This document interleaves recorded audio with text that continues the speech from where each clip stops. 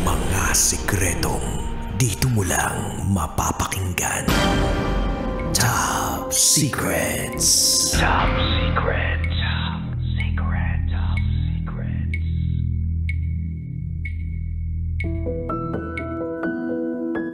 Hi Kabisyo, it's me DJ Raketera and welcome to the program Top Secrets. Kung saan pwede kang makapagbahagi ng iyong pinakatatagong sikreto. At meron na nga po tayong top secret sharer of the night. Hello, magandang gabi sa'yo. Hello, good evening. Nandiyan ka pa ba? Hello? Clear po ba? Yes, ayan na. Kala ko nawala ka na. Sir, nag-mute ako. Ayun, okay na po? Yes, okay ka na. Akala ko na naman minumulto na naman ako dito sa loob ng booth. Sorry, nilalamig tsaka kinakabahan kasi baka sana hindi ako ma-identify ng mga kakilala ko kasi marami akong kilala na nakikinig. Oh, marami kang kilala na nakikinig. Thank you ha, kasi marami kang kilala na nakikinig. And sumusuporta sa programang ito. Thank you so much. Pero bigla na lang pong na-lost ang kanyang connection. Hello? Hello? Sorry, lalapit po ako sa aking wifi. Ayan. Mabuti naman ma'am at lumapit po kayo sa inyong wifi. Ayan, maganda na yung signal mo. Huwag ka nang aalis dyan na kung nasaan ka man. Sige po. Ano pong pwede naming itawag sa'yo, ma'am? You can call me ano na lang. Paano ba? Angel. Angel. Ilan taon na si Angel? I'm 33. 33. Taga saan si Angel? I live in Pasig po. Pasig. Oh. O sige, hindi na ako magpapaligoy-ligoy pa. Angel ha, diretsahan na to. Angel, ano ang top secret mo? Ang top secret ko po ay, sorry, sana po hindi ako makilala. Pero yung top secret ko po is, nagkaroon po ako ng relasyon sa aking first cousin. Medyo kinakabahan po ako, pero yun po yung top secret ko. Mm-hmm. So, nagkaroon ka ng relasyon sa iyong first cousin. Paano nangyari to? Kailan nangyari ang kaganapang ito? Actually, it happened, way back 2015. Kung hindi po ako nagkakamali. But, matagal naman na po siya, pero yun po yung top secret ko. Mm-hmm. Nung time ba na to, nung time ba ng 2015, meron kang sarili mong jowa? No, wala po. Wala. Tapos, yung cousin mo ba ay merong sariling jowa? Wala din po. So, parehas kayong single? Yes po. Paano kayo nagkakasama ni cousin mo? Actually po, sa totoo lang, kasi yung pinsan ko po is mas matanda po siya sa akin ng 10 years. Mm-hmm. So, hindi ko na totally po pasensya na, pero kasi 2015. Basta, alam ko 10 years po yung agwat namin. So, medyo, yung time na yun, yung utak ko is, tama, I was 23, kung hindi ako nagkakamali. Medyo, po kasi ako malayo po ako sa family ko kasi taga Mindanao po ako. So, nakitira po ako sa kanya. Since siya lang po yung relative ko dito na yung wala pa pong family. Kasi yung iba ko pong pinsan dito sa Manila is may mga sariling pamilya. So, medyo nahihiya po ako na makitira kasi that time, bago lang po ako sa Manila. So, hindi ko pa masyadong kapayong buhay dito. And sa akin po kasi, parang yung ko sa kanya is pinsan lang po, buo. I mean, yun yung treatment yung treatment ko po sa kanya at yung assume ko sa lahat ng yung paano niya ako kausapin and pinsan, kasi alam ko pinsan ko po siya, kasi magkapatid po yung nanay niya tsaka tatay ko. Mhm. So meaning, lahat ng mga parang gestures towards sa'yo ng pinsan mo, iniisip mo lang talaga, lahat ng kabutihan niya, pagiging generous niya towards sa'yo ay dahil pinsan ka niya. Tama ba? Yes po, yung parang yung care niya, the way kung paano niya ako sawayin. Kunyari, example po, naka-spaghetti po ako, naka-short. Pag lumalabas po ako, sinasaway niya po ako. And sa mindset ko po, kaya niya lang po yun sinasabi. Kasi nga po, concerned siya dahil pinsan ko po siya. Kuya po yung tingin ko sa kanya. So kuya So, tawag mo sa kanya. yes po, kuya po. Mhm. Kaya talagang in my mind that time, never kong iniisip or never sumagi sa isip ko na aabot po sa puntong ganon.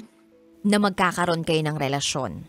Yes po. Gaano katagal yung pagstay mo dun sa poder niya na bigla na lang na-realize mo na ay shucks, iba na yung pagtingin nito sa akin? Kailan mo naramdaman na may mali siya na ang lahat? Nung ano po, yung parang hindi 1 year, mag-1 year na po. Kasi parang ang habang tumatagal, nagiging sweet po siya sa akin in a way na yung sweetness niya po is parang akala ko talagang ganun lang siya sa akin kasi nga magpinsan kami. Pero alam niyo po yung as time goes by, parang nakakaramdam ako ng something nakakaiba, pero ayoko siyang kasi alam niyo po yung pakiramdam na magkadugo kayo, parang ang awkward na ang sobrang hindi ko mapa-explain kung paano yung nararamdaman ko, pero dahil nga May nakatira po ako sa elektrisidad. kanya. Opo. May elektrisidad na dumadaloy sa iyong katawan. Ganun ba yung nararamdaman mo? Minsan kinikilig ka ba kapag may ibinibigay siya sa'yo? Or parang may sinisita siya sa'yo? Na, parang may kilig ba inside? Nung una po wala, kasi talagang ano po kasi ako panganay po ako. Tapos nung time na yon parang yung sabi ko lang na ganito pala yung pakiramdam pag meron kang kuya. Gano'n na may concern pala sa'yo. So lahat yun, tinanggap ko siya as parang kuya nga. Then eventually, After hindi naman 1 year. kinikilig. Opo, hindi naman kinikilig. Pero parang na-notice ko na may something sa yung the way he treated me, kung paano niya ako kausapin. Kung yung iba po, talagang iisipin nilang magjowa kami kasi kung paano niya ako minsan pagalitan. Wala bang nakatira na iba dun sa bahay ng pinsan mo? Meron po kasi siyang, bago po ako tumira, kasama po niya yung isa niya pang kapatid na pinsan ko rin po. Pero that time, parang nagkasali silang kami ng buwan, nag-abroad. So, siya na lang po mag-isa. And sa thinking ko kasi, talagang, sabi ko, medyo awkward kasi nga lalaki. Pero the fact na magpinsan kami, parang hindi ko talaga siya, Maiisip. Yes po. Alam ko, marami pong hindi po kasi ako nakikinig sa live, pero alam ko iba yung iniisip ng ibang tao sa akin. Pero sa akin po talaga, never kong nilande yung pinsan ko. Ay. Talagang it happened lang po. Ay, ano ka ba? Alam mo ba, Angel, itong programang ito yung programang hindi ka talaga huhusgahan. During the program, after na lang. De, biro lang. Ito yung programang pwede kang magsalita talaga tungkol sa pinakatatago mong sikreto. Pwede ka talagang magbahagi. Hindi ka namin huhusgahan. Ikaw ay aming pakikinggan. That's why we are listening to you. Kung ano man yung maging judgment na iba, and then bahala na sila doon. Basta this is a platform wherein pwede kang freely mag-share, no? Without any judgment from the host. So anyway, Angel, gusto kong malaman kung ano yung turning point ng lahat ng yon na, okay, sige, eto, may relasyon na tayo. Ano yung nangyari that defined na meron na talaga kayo relasyon ng pinsan mo? Nung una po kasi, hindi ko po alam kung relasyon na po yun, kung ano na po ibig sabihin nun. Pero ang nangyayari na po kasi nun, pag natutulog po kami, tumatabi na po siya sa akin. And hindi ko po alam kung kaya ko pa pong ipagpatuloy, pero Um, Siguro po dahil po nakainom po ako. Nakainom po kami, actually pareha po. Tapos nag-uusap lang kami about family, pero hindi ko po alam eh. So, hindi ko alam kung allowed po siyang sabihin or i-share. May nangyari sa inyo? Yes po. Tapos, Unang beses after- lang ba yun? Hindi na nasundan? Yes po. First and last po. Afterwards, I decided to leave that house. Mhm. Umalis po ako kasi talagang nung nagising po ako, nahimasmasan ako. Parang, shocks yung feeling po na guilty ako and sobrang awkward na nakakadiri, yung ganon. Kasi nga sabi ko, bakit ako pumatol? Ba't ako pumayag? Pero yun po, siguro dahil nga po nakainom, siguro alam naman ng lahat naman tayo is nalalasing. So yun po, yun yung effect po nang nangyari sa akin. So, out of control ka nung time na merong nangyari sa inyo ng pinsan mo, and then that's when you left that house. Saan ka naman pumunta nung time na yon? Nung time na yun, ang naalala ko, parang I went to Baclaran. Kasi that time sa Las Piñas po kami nakatira. So, nagpunta ko ng Baclaran para nagstay po ako doon overnight. Kasi nung time na yun, nung wala pang pandemic, ang alam ko, yung Baclaran Church, hindi po siya nagsasarado 24/7. So, doon po ako nagstay until morning. And then afterwards, nagpunta po ako sa isa ko pong pinsan na babae naman, yung may pamilya. Parang kinapalan ko na yung mukha ko. Pero hindi ko pa po kinento yun nangyari. Actually, until nung wala pong nakakaalam sa family namin. So, meaning, nito lang nangyari to, no? Medyo nag-ano ka dun sa dates mo, ha? Medyo nabuko ka na sa dates mo, girl, ha? Dun sa, sabi mo 10 years ago to nangyari, pero pandemic lang pala. So, it's okay. Nangyayari talaga yan. Kasi sinasabi nga natin, pwede kayong magsinungaling tungkol sa mga years. Oo. Kaya lang, pag nagkwento na kayo ng tuloy-tuloy, naririnig po namin na hindi siya matagal na panahon nang nangyari. So, just recently lang pala ito naganap. And it's okay. Kung ano, Sorry kung Sorry if I lied about kung kailan, when siya nangyari. Pero, sorry kasi first time ko talagang i-share to. Yung feeling, yung nagsha-shake ako kasi baka nga ma-identify ako ng kamag-anak namin. I understand. I Pero- completely understand. And it's your right naman kung meron ka itatago talaga na gusto mong i-keep sa iyo dahil alam mong ma-identify ka kung sino ka. Kasi nga, again, this is a program wherein pwede kang makapag-share ng yung pinakatatagong sikreto na hindi natin gugustuhan ma-identify ka kung sino ka man. Diba? Of course, we want to keep and protect your identity as much as possible. Okay? Yes, thank you. So anyway, Angel, hindi ka na nakipag-contact dun sa pinsan mo after that? Yes po, afterwards, nung nahismasan ako, nung nasa simbahan ako, binlock ko po siya. Pero siya po yung gumawa ng way to reach out and parang mag-sorry. And sabi niya na carried away lang siya, tao lang siya, lalaki lang siya. Pero ako, hindi ko pa po siya nire-reply. Kasi talagang sa ninanda ko to, parang first time po kasi yun na mangyari sa akin. Siguro dahil masyado na rin po ako naging confident dun sa mga gesture niya kasi nga nung una dahil alam ko kuya lang yung tingin ko sa kanya, pinsan yung tingin niya sa akin. So naging confident lang ako sa mga ibang way. Kaya siguro ganon yung hindi ko totally ma-explain pero talagang it happened na lang po. Hindi naman niya ako punersa. Yes,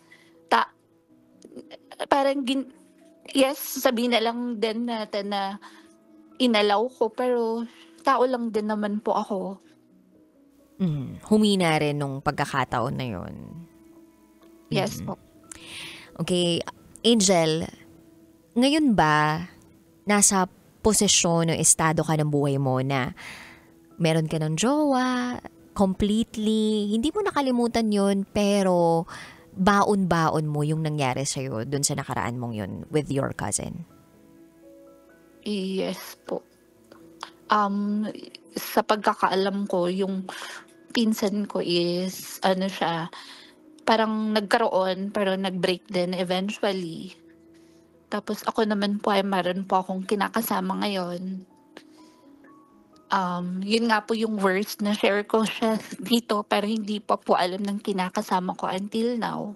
Pero I believe naman hindi niya itong maririnig kasi hindi naman siya masyadong mahilig makinig ng radyo. Pero bahala na po. Kung kunyari, kung sakali makilala niya ako at tanungin niya ako or i-confront niya ako, I'm willing naman to share. Pero hindi ko kasi talaga siya kayang sabihin sa kanya kung ako yung mag-initiate. So, kung sakali i-confront niya ako, that would be the time maybe na makukwento ko sa kanya and ma-explain ko. And I believe naman na though mag-iiba konti yung tingin niya, pero tatanggapin niya ako kasi nangyari naman yun bago pa po naging kami. At least, hopeful ka, diba? Na yun yung mararamdaman ng kinakasama mo ngayon. Kasi akala ko sisisihin mo pa yung sarili mo sa lahat ng mga nangyari sa'yo eh. Buti na lang ganyan ka din, diba, mag-isip. And I think nakakatulong din yung pagbabahagi mo sa ibang tao ng pinagdaanan mo. Kasi ito yung mga klase ng sikreto na hindi mo basta-basta maibabahagi kahit pa sa best friend mo, kahit sinong kapamilya mo, no? Diba? Parang magiging issue yan sa pamilya mo. And yung takot, 'di ba, na nandyan sa puso mo. Plus, sabihin na natin na meron ding hiya, 'di ba, na kung bakit mo nagawa 'yun. And yung mga elementong to, yung hiya, yung takot, it will block us from experiencing something great eh. So panghawakan mo yung hope, 'di ba, na everything will pass and mapagdadaanan mo to, baon-baon mo yung mga naranasan mo sa nakaraan mo, para mas matuto ka sa present life mo at sa mga susunod mo pang pagdedesisyonan sa buhay mo. So I'm so happy and grateful that you shared this part of you. Can I ask, I mean, pwede po ba akong humingi ng suggestion from sa inyo po, bilang alam ko naman po na good advisor kayo. Naku, may bayad na yun, may GCash yun. Charot. Ito yung programang walang advice eh. Nagbibigay kami ng advice kapag meron binigay na GCash. Charot. Oy, biro lang baka mamaya totohanin mo. Pwede rin naman, charot. So, tinatanong mo ko kung ano yung suggestion ko sa'yo? Yes po, yung kasi nga po, until now, yung guilt ko po, sa amin dalawa is nandito pa. Kunyari lang, meron kaming mga family gathering. Kasi, kumbaga kaming magpipinsa nandito sa Manila, parang pag may Pasko, may celebration, invited. So, nagkikita kayo?